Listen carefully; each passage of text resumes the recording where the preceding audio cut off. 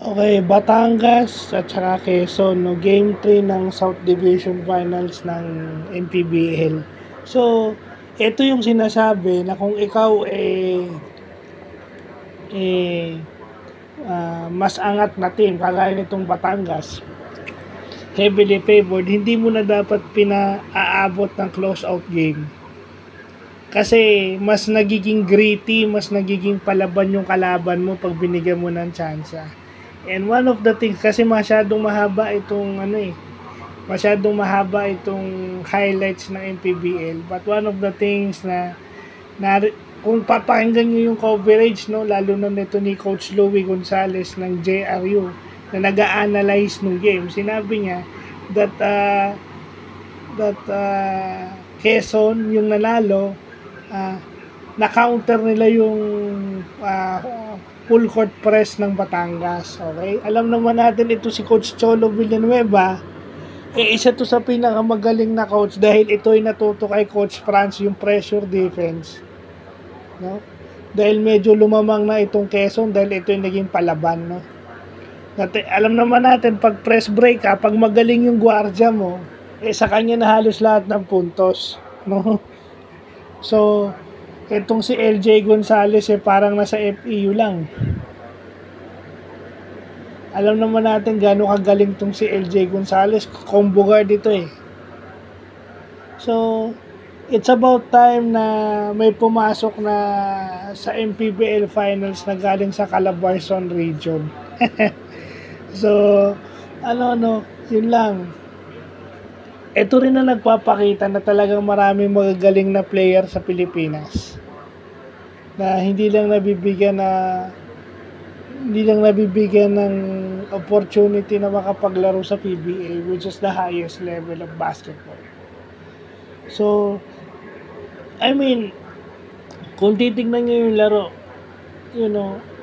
Batangas is a heavily favored team line-up wise. Individually, meron. Kaso meron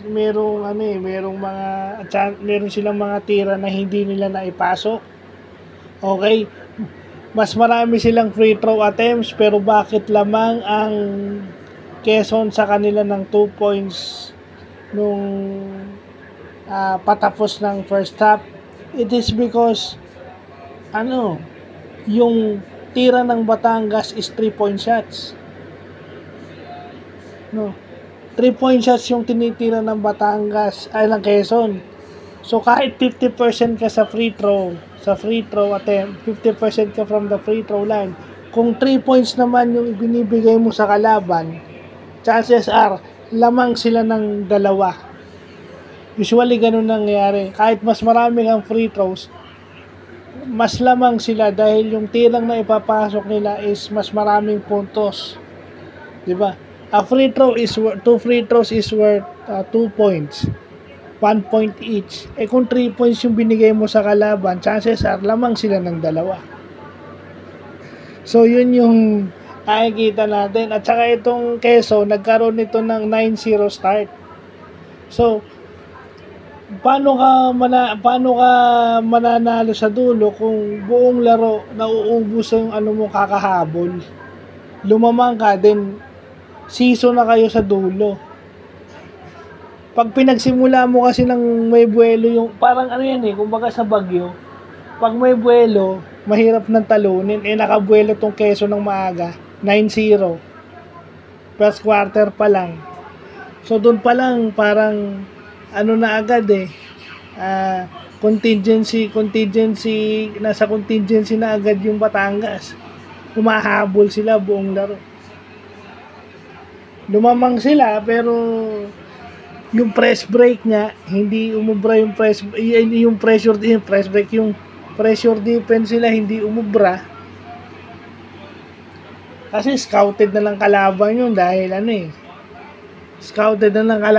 dahil siyempre kayo na yung series ito playoffs to. So kayo na lang talaga yung magkakalaban. Kaya ganun.